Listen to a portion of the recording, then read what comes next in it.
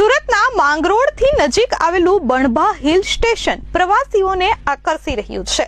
ચોમાસાની શરૂઆત થતાં જ વનરાજી સોળે કળાએ ખીલી ઉઠી છે, જેના કારણે પ્રવાસીઓને આહલાદક અનુભવ થઈ રહ્યો છે।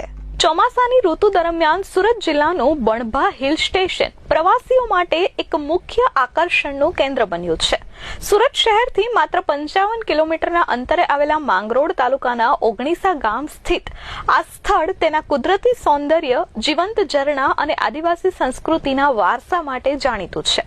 સરકારે તેને પ્રવાસન કેન્દ્ર તરીકે વિકસાવતા અહીં પ્રવાસીઓનો ઘસારો જોવા મળે છે।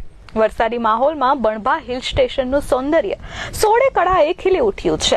અહીંની નદીઓ, ઝરણા અને ધોધ ફરી જીવંત બન્યા છે અને ચારે બાજુ લીલીછમ હરિયાળી છવાઈ ગઈ છે।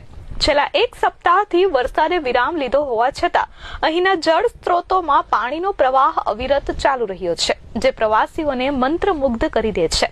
બણભા ડુંગરને સુરત જિલ્લાનો સૌથી ઊંચો ડુંગર માનવામાં આવે છે અને તેની ટોચ પરથી આસપાસના વિસ્તારોનો રમણીય નજારો જોવા મળે છે।